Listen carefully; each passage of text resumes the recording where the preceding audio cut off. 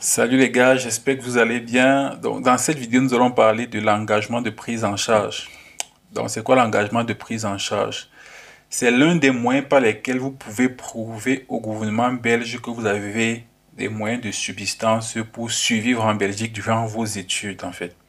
Donc, c'est juste un moyen qui montre à l'État belge que j'ai de quoi vivre en Belgique durant un an ou durant toutes mes études. C'est ça. Il y en a plusieurs, mais c'est le moyen qui est le plus utilisé et c'est le moyen qu'on peut utiliser pour toutes les écoles. Alors, avant de parler déjà de ça, il y a des questions qui me reviennent souvent à propos du compte bloqué. Comme ça peut se faire en France. Ça veut dire qu'en France, vous pouvez bloquer une certaine somme, la somme que l'État juge que vous avez besoin par mois, fois 12 mois, donc pour un an. Ça veut dire, par exemple, en Belgique, l'État juge que vous avez besoin de 789 euros par mois. Donc, si compte bloqué possible, vous devez faire 789 euros fois 12 mois. Voilà la somme que vous devez bloquer. En plus de tout ce qui est frais.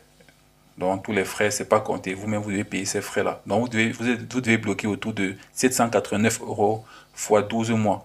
Ça va vous donner autour de 9 000 voire 10 000 euros. Donc, c'est la somme que vous devez bloquer si c'est possible. Alors, pourquoi ce n'est pas toujours possible? Ce n'est pas toujours possible tout simplement parce que en Belgique, ce sont les établissements qui peuvent accepter de bloquer de l'argent dans le compte de l'école. Ça veut dire que si tu as une admission à l'Université libre de Bruxelles, l'Université libre de Bruxelles, dès cette année par exemple, accepte pour tous les étudiants la possibilité qu'ils bloquent de l'argent dans le compte de l'université et que l'université, une fois sur le territoire, va donner chaque mois 789 euros à l'étudiant en question pendant un an. Et si ça se fait, donc, l'étudiant n'aura plus besoin de prise en charge. Par contre, si tu as une admission, par exemple, à l'EFEC, ce n'est pas possible de faire un compte bloqué à l'EFEC. Si tu as une admission à une AMU, ce n'est pas possible de le faire. Donc, du coup, tu ne pourras pas utiliser le compte bloqué comme preuve de subsistance en Belgique. Tu seras obligé de passer par un autre moyen. Donc, le premier moyen, c'est ça, c'est le compte bloqué. Et ce n'est possible que si c'est une école qui accepte, par exemple le cas de l'ULB, et pour certains l'UCL, dans certaines situations. Mais l'ULB, c'est pour tout le monde, tout étudiant peut faire ça, si là c'est moyen. Donc ça, c'est la première possibilité. La deuxième possibilité, c'est si tu es boursier. Donc si tu as une bourse, comme ça peut se faire pour plusieurs à l'UCL, et que ta bourse te permet d'avoir plus de 789 euros par mois. Parfois, dans la plupart des cas, vous aurez des bourses de 1000 euros pour celles que je connais pour la reste. Ça veut dire que si tu as une bourse de plus de 789 euros par mois, tu n'as plus besoin de prise en charge. Donc, tu n'as plus besoin d'annexe de prise en charge. Tu n'as plus besoin de garant. Donc, ça, c'est la deuxième possibilité. Et ce n'est possible effectivement que si tu as une bourse. Et donc, la troisième situation, c'est pour les étudiants qui n'ont aucun de ces deux. Ça veut dire que tu n'as pas une admission dans un établissement qui permet un compte bloqué, comme l'ULB. Donc, tu as par exemple une admission, je ne sais pas trop, à une AMU ou à EFEC ou à ENO. Deuxième situation, tu n'as pas de bourse. Ça veut dire que tu ne peux pas utiliser ton attestation de bourse pour justifier que tu as les besoins.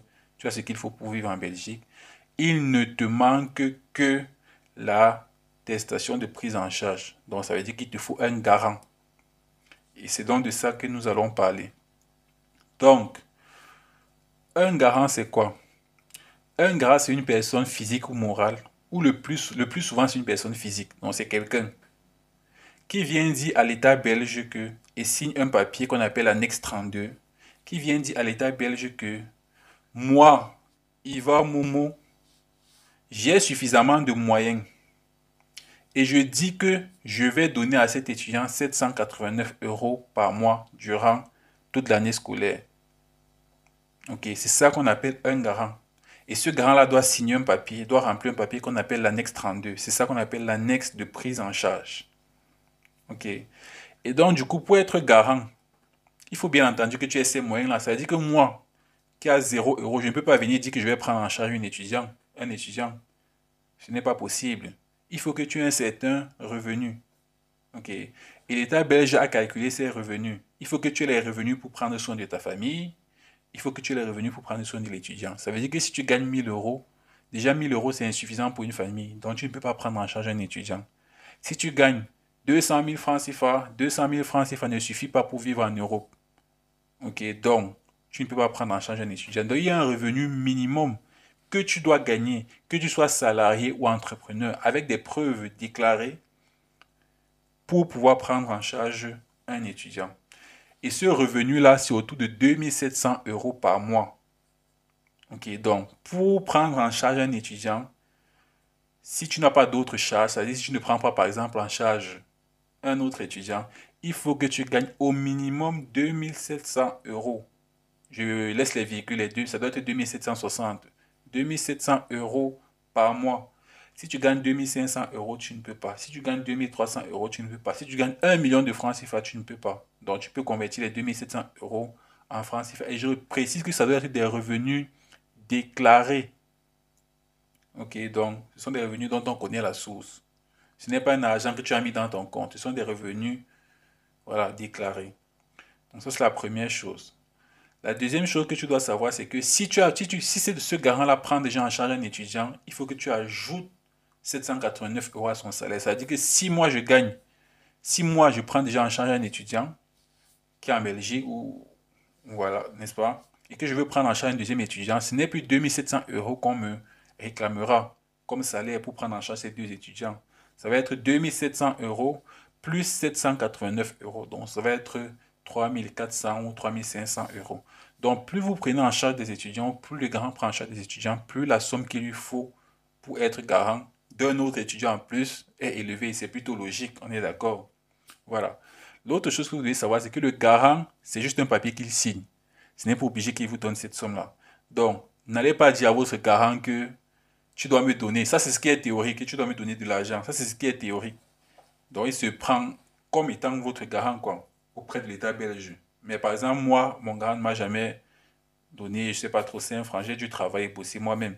Donc, c'est juste qu'il est votre garant aux yeux de l'État belge. Donc, pour que ce soit clair. Donc, où doit se situer un garant? Un garant doit se situer partout, peut se situer partout. Donc, si vous avez un garant qui vit même sur la planète Jupiter, tant qu'il a le salaire qu'il faut, c'est suffisant.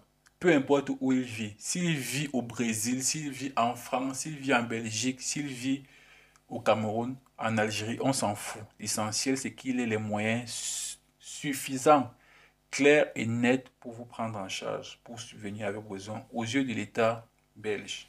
Ok. Donc, un garant peut être au Cameroun, peut être en Amérique, peut être n'importe où. Ok. Alors, les différences qu'il y aura maintenant, c'est que lorsque vous avez un garant qui vit hors de l'Union européenne, il doit être votre parent au plus au troisième décret. Par contre, s'il vit dans l'Union européenne, il n'a pas besoin d'être de votre famille. Je m'explique. Si votre garant vit aux États-Unis, ça doit être un membre de votre famille au troisième décret. Ça veut dire, vous comprenez au troisième décret, donc soit votre frère, soeur, père ou mère, ça c'est le premier décret. Grand-père, oncle, tante, cousin, ça c'est le deuxième décret, etc., etc. Donc ça doit être un membre de votre famille. Et bien entendu, vous devez prouver que c'est un membre de votre famille. Vous n'allez pas juste dire c'est mon cousin. Ça c'est s'il vit hors de l'Union européenne. Par contre, s'il vit dans l'Union européenne, on s'en fout. Ça peut être n'importe qui, même quelqu'un que vous ne connaissez pas. Ok? On n'a pas besoin de lien de parenté. Donc ça, c'est la première chose que vous devez savoir en rapport avec le lieu où vit le garant. Mais ça ne change rien au salaire. Ça veut dire si il est hors de l'Union européenne, ça doit être un membre de ta famille. Ça ne change rien, c'est 2700 euros. S'il est dans l'Union européenne, c'est pas forcément un membre de ta famille, mais ça ne change rien, c'est toujours 2700 euros. Là, on est d'accord. La deuxième chose en rapport au garant, c'est que les documents que vous devez fournir si votre garant vit en Belgique, cette fois-là, je parle en Belgique, je ne suis pas en train de parler de hors de l'Union européenne et dans l'Union européenne.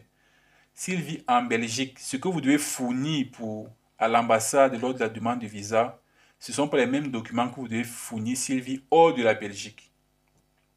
Donc, s'il vit en Belgique, le garant va aller dans une commune, dans une mairie, et il va juste signer l'annexe de prise en charge sans qu'on ait effectivement vérifié son salaire.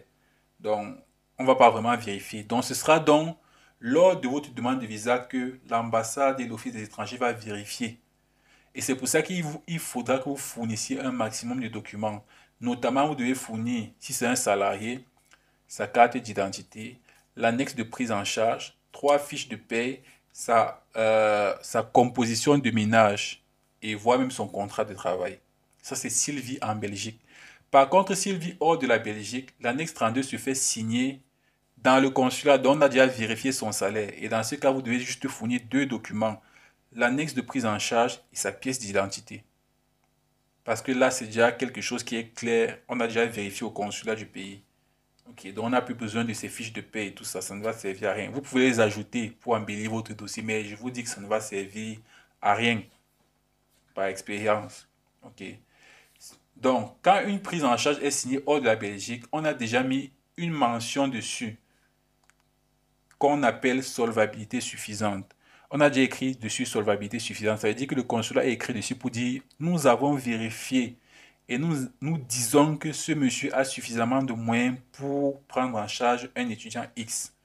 Ça, c'est quand la prise en charge est signée hors de la Belgique. Et c'est pour ça, en fait, que vous n'avez plus besoin de donner les fiches de paie. Parce que le garant, quand il est parti au consulat, il a montré les fiches de paie là.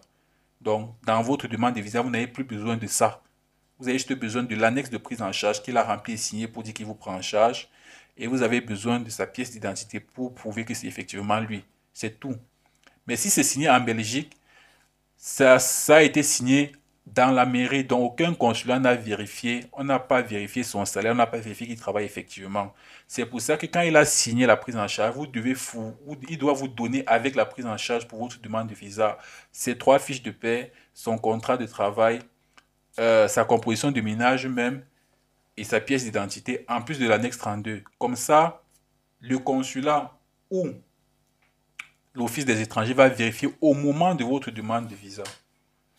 Là, on est d'accord jusque-là. Bien.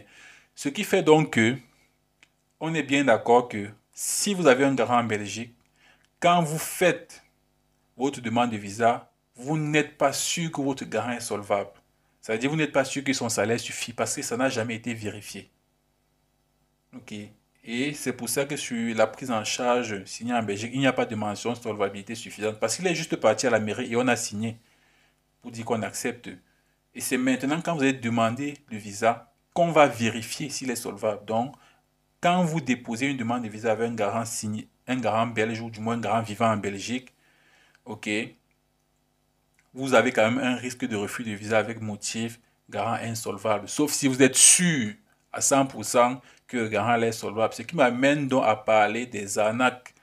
Donc parfois quand des gens payent ou cherchez quelqu'un que vous ne connaissez pas pour signer votre prise en charge, il peut modifier ses fiches de paie. Il touchait 2100 euros, il met 2700 euros. Il vous donne. Et vous partez faire votre demande de visa avec ce document. Et après, l'État va vérifier et voir que c'est une fausse fiche de paie. Ils vont vérifier, bien entendu, là où il travaille, son salaire effectif. Et ils vont voir que ça ne suffit pas. Et vous aurez un motif, un refus de visa. OK. Par contre, si c'est signé en Belgique, hors de la Belgique, ça, vous n'avez pas de risque. Pourquoi? Parce que vous aurez votre prise en charge avec la mention solvabilité suffisante qui montre que le consulat du pays où ça a été signé, ça veut dire si votre garant vit au Danemark, le consulat de Belgique au Danemark a vérifié et en vous remettant la prise en charge a attesté que le garant là est solvable. OK? Et donc, du coup, quand vous déposez votre demande de visa avec cette prise en charge là, vous n'avez aucun risque, en tout cas en ce qui concerne le garant. Et de plus, quand la prise en charge est signée hors de Belgique, il y a un site où vous pouvez vérifier. J'ai fait une vidéo dessus, vous pouvez regarder. Le site s'appelle Legal Web. Vous partez sur Legal Web, vous tapez juste le numéro de votre prise en charge parce que chaque prise en charge a un numéro. Vous tapez et vous allez voir votre prise en charge que c'est effectivement authentique. Donc voilà la petite précision que je voulais faire en rapport avec les garants vivant en Belgique, les garants vivant hors de Belgique. Là, je suis plus en train de parler de l'Union européenne et hors de l'Union européenne. Union européenne et hors Union européenne, c'était juste un rapport avec le lien de parenté. Belgique et hors de Belgique, c'est un rapport avec la mention solvabilité suffisante. OK. Alors, quel travail peut faire un garant? Tout travail, ça peut être un entrepreneur, ça peut être un salarié. Si c'est un entrepreneur, il va fournir d'autres documents en plus pour prouver qu'il est entrepreneur, qu'il a une entreprise, pour prouver les revenus de son entreprise, etc. Par contre, s'il est salarié, il n'a que ses fiches de paie. à fournir. Donc voilà. Donc, et la dernière chose que vous devez savoir, c'est qu'une prise en charge ne se signe que soit pour 1 an, soit pour la durée du cycle. Donc, on ne signe plus de prise en charge pour la durée des études. Avant, ça suffisait. Donc, maintenant, vous signez une prise en charge soit pour 1 an. Donc, si vous signez une prise en charge maintenant, c'est pour l'année scolaire qui arrive. Ou alors pour la durée du cycle. Ça veut dire, si vous vous inscrivez en master, il vous signe une prise en charge pour la durée du master. Si après vous faites un autre cycle, vous aurez besoin d'un autre garant, il pourra toujours vous re-signer lui-même.